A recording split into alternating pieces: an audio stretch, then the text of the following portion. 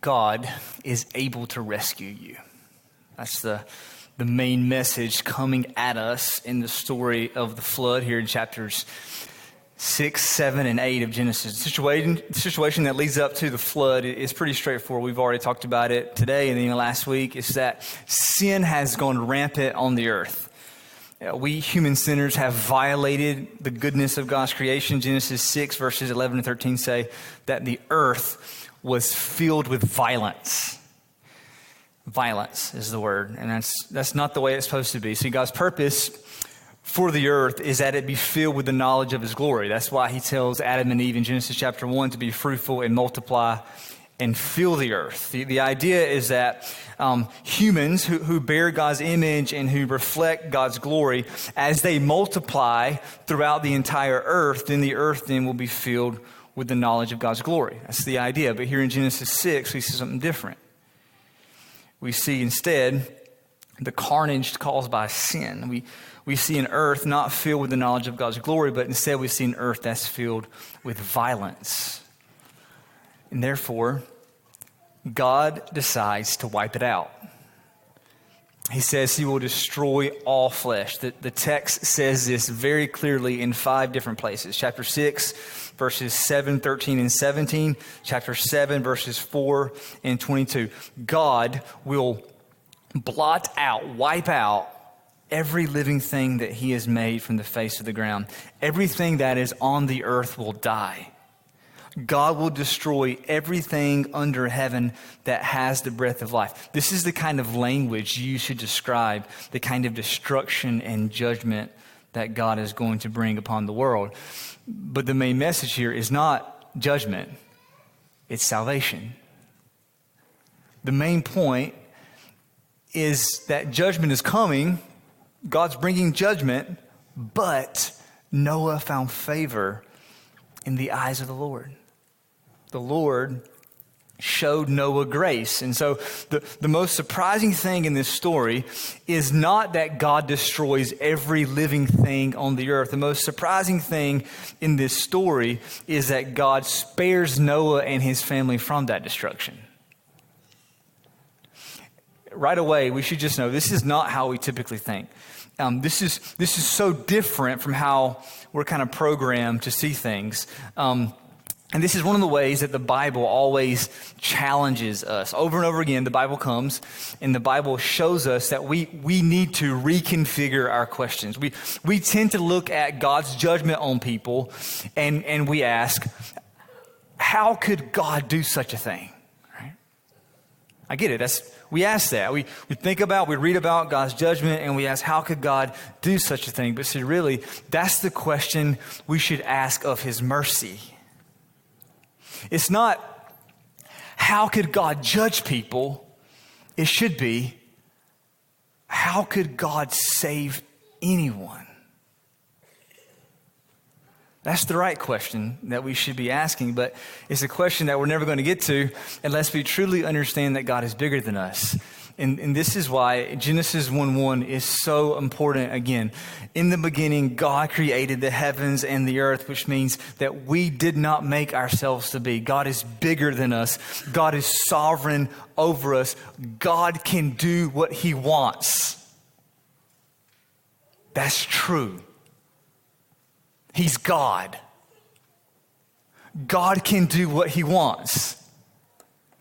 The most amazing thing is not that God judges sinners. The most amazing thing is that God rescues them. And that's actually the focus of the text. The focus of these 3 chapters is God's rescue. By the sheer mass of attention in Genesis 6, 7, and 8, the focus is about how God rescued Noah and his family. And that's what I want us to look at today. So for the sermon, I want to just show you 3 things in these chapters that we learn about God's rescue. Just 3 things, okay? Number 1, I want to show you that God rescues those who trust him. All right? God rescues those who trust him. Number 2, there is a future rescue yet to come. And then number 3, I want you to know, it really is a rescue. It's a true, real, legit rescue. All right? So those 3 things. Let's start with the first one here. God rescues those who trust him. Okay, so God sends a flood and only Noah and his family are saved. We heard Sam read the text earlier.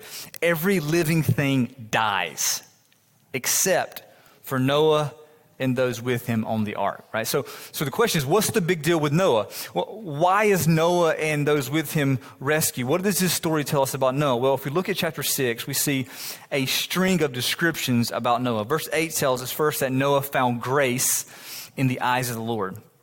Aside from anything Noah has done, before we read anything about his character, we're told that God showed him grace. Grace means unmerited favor.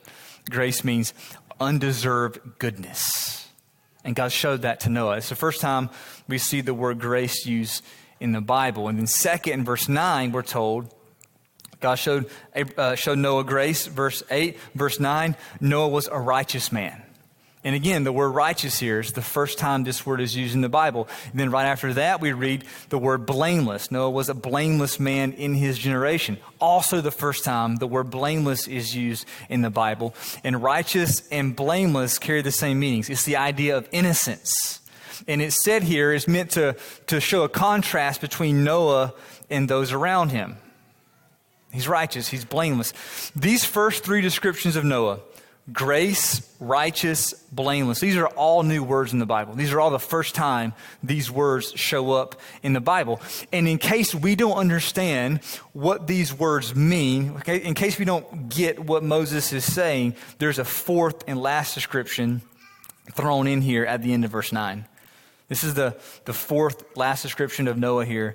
It reads, Noah walked with God, which is something we've seen before. Right? Over in chapter 5, that's the exact same sentence that we read about Enoch. We read there in Genesis 5, verse 22, Enoch walked with God. And then here in chapter 6, we read, Noah walked with God. So we've seen this phrase before, and we're going to see this phrase again. Later on in Genesis chapter 17, God tells Abraham to walk before him. All right, so what does that mean? What does it mean to walk with God? Well, if we look here and we look later at Abraham and then we look at the faithful kings of Israel, we learn that to walk with God means to trust him. It means to have faith in him. To walk with God means to have faith in him. And one of the clearest ways that we know this is from the New Testament in Hebrews 11. The New Testament is always the best commentary on the Old Testament.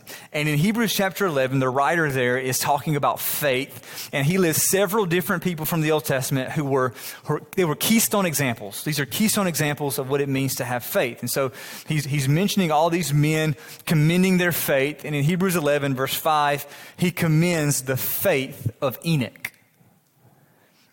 He even says that Enoch's faith pleased God. All right, so you get this for a second. In Genesis 5, all we read is that Enoch walked with God. But in Hebrews 11, we read that Enoch's faith pleased God. Which means there's a connection between walking with God and having faith in God, right?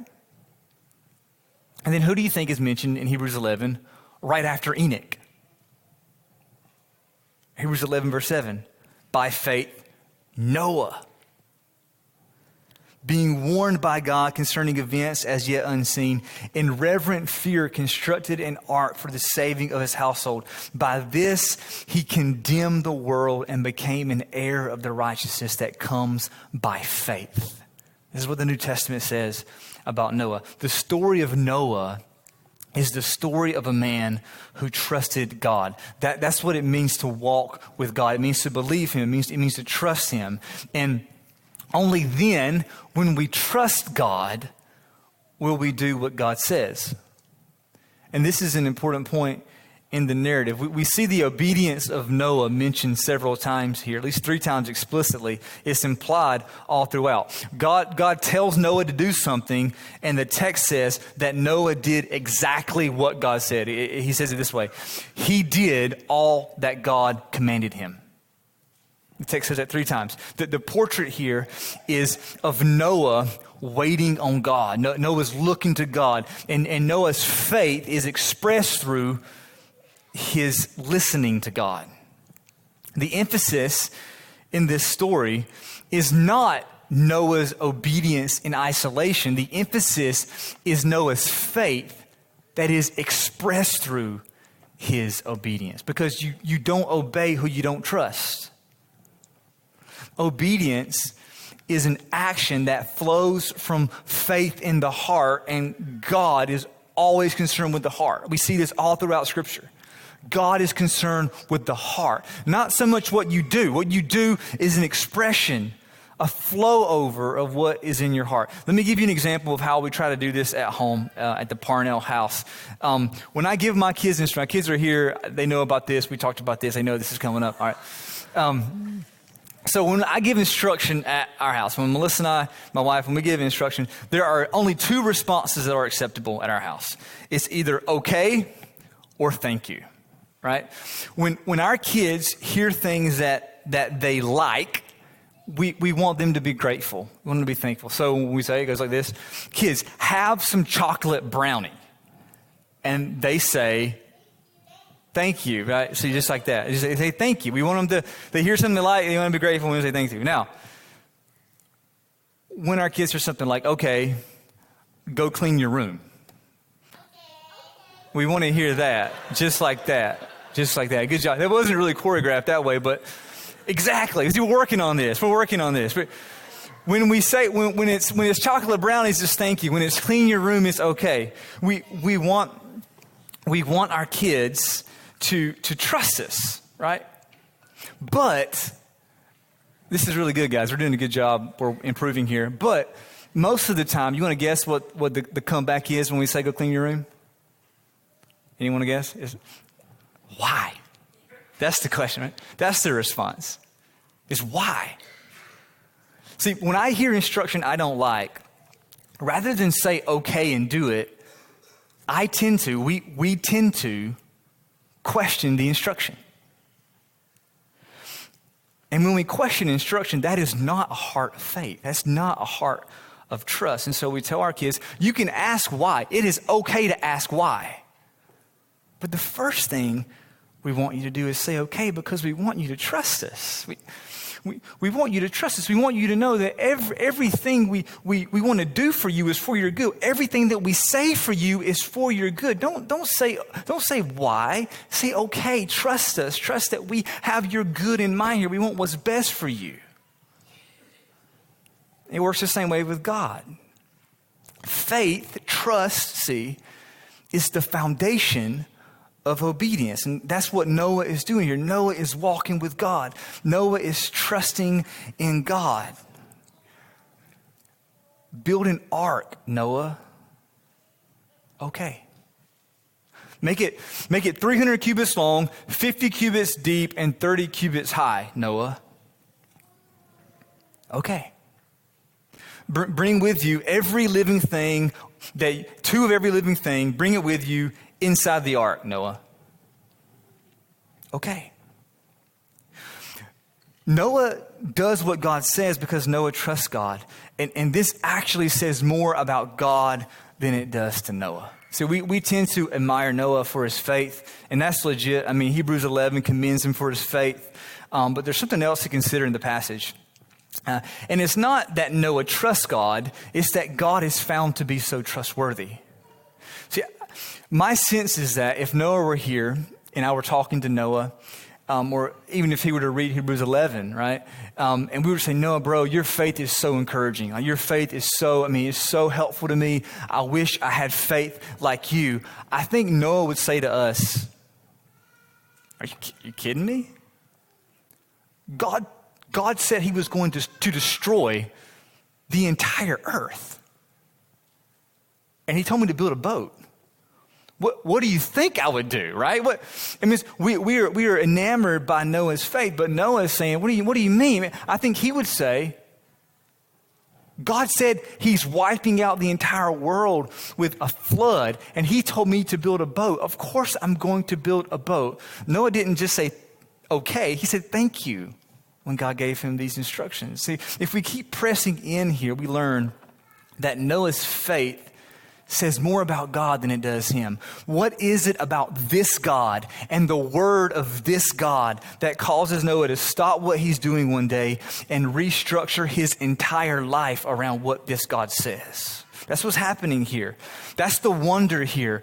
It's that Noah knew what we so desperately need to know, that God is trustworthy. When he says things, we should listen. You can lean on God. You can rest in God. God rescues those who trust him. And that's good for us to know, because there's a flood coming. There's a flood coming. A flood came here in Genesis 6, 7, and 8. And there's a future flood yet to go. So yet to come. So we got number 1 here. Now we're number 2. There's a future flood, a future rescue yet to come. One of the things we see in this story is that God's judgment and salvation in the flood become, here's the word for you, typological.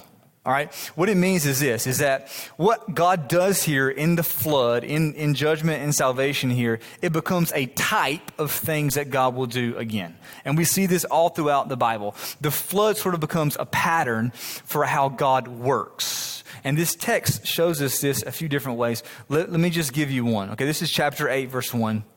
The end of chapter 8, verse 1 says this, quote, "And God made a wind blow over the earth, and the waters subsided." Now, I think there's a connection in this verse that goes back to Genesis 1, when the Spirit hovered over the face of the waters. The word for spirit and wind are the same in Hebrew. But I think this also has a connection into the future. And this is in the book of Exodus. Okay, so in the book of Exodus, which is the book of the Bible that comes right after the book of Genesis, this is later on in the biblical storyline. The people of Israel, they've been slaves in Egypt for several years, and God comes to his people to set them free. All right, so God sends judgment upon the Egyptians, and he leads his people Israel free out of Egypt until they come to the Red Sea. So all these people to come out, they come out of Egypt, they come to the Red Sea, and Egypt is coming behind them. An army of the Egyptians is behind them, making headway, coming right up on their heels, and they're stuck. They have nowhere to go. There's a huge sea right in front of them. And so what is going to happen? Hannah actually wrote a song about this. We're going to maybe sing it for you one day. It's called "God Made a Way When There Was No Way," because that's what he did here. They come to this sea. There's no way to get through, but this is what the Bible says in Exodus 14:21. "Moses stretched out his hand over the sea, and the Lord drove the sea back by a strong east wind all night and made the sea dry land, and the waters were divided." So just like in Genesis 8, when God used a wind to blow over the waters and make them subside, he uses a wind here in Exodus 14 to blow over the waters and divide the Red Sea. And in both Genesis 8 and Exodus 14, there's this mention of dry ground, the exact phrase there. In both cases, God sends a wind to make the ground dry where there used to be water. And in both cases, this meant judgment for some and salvation for others. Only Noah and his family walked on the dry ground after the flood. Everyone else was destroyed by the water. Only Israel walked on the dry ground through the Red Sea. The Egyptians were all destroyed by the water. See, Moses, who wrote about both of these events, he wants us to see a connection between the two. And the principle here is that God's work in the past prefigures his work in the present and in the future. God's judgment and rescue in the flood is a type that points to a greater ultimate judgment and rescue yet to come. And there are prophetic echoes of this judgment and rescue all throughout the Bible. The exodus of Israel here, the parting of the Red Sea, this is just an echo of the flood that still points to a greater ultimate judgment and rescue that's to come. And the greater ultimate judgment and rescue that's to come is what Jesus tells us about in the Gospel of Matthew, chapter 24. Okay, Matthew is the first book of the New Testament, and Jesus is teaching here, and this is what he tells us in Matthew 24:37. He says, "For as were the days of Noah, so will be the coming of the Son of Man. For as in those days before the flood, they were eating and drinking, marrying and giving in marriage until the day when Noah entered the ark. And they were unaware until the flood came and swept them all away. So will be the coming of the Son of Man." So Jesus here in his teaching, he draws a parallel between what happened in the flood and what will happen when he returns. Jesus is the Son of Man. He's the Son of Man. And one day he's going to come back to the earth. And when he comes back, when Jesus comes back, it's going to mean judgment just like it did when God sent the flood. That's what he's saying. Jesus makes his connection to the story of Noah. And the apostles actually pick up on it later. Later on, the apostle Peter, in actually two of his letters, he makes the same connection that Jesus does. In 2 Peter chapter 3, Peter says that the world that used to exist was, here it is, quote, verse 6, deluged with water and perished. That's what Peter says. He's talking about the flood, all right? And then he says that the heavens and the earth that now exist are being stored up for fire, being kept until the day of judgment and the destruction of the ungodly. So Peter says that the world that used to exist was judged by water, and now the world that exists will be judged in a similar way, except this time it's going to be by fire. Old world, judged by water. This world will be judged by fire, which is serious, right? He's talking about this world. He's talking about the world we live in. That's what Peter's talking about, the world that we live in and work in and do our life in. This is the world he's talking about, this is a big deal. The judgment of God is a serious thing. And it's so easy for us to read verses like this and just write it off, man. We're modern people. You know, we try to poetically tiptoe around words like this, or we try to think that maybe Peter was exaggerating, you know. It's funny how this goes for us. A lot of times when we come across things that we don't like, we assume that it's someone else's problem. That's how it works. Right? When you encounter things we don't like, it must be someone else's problem.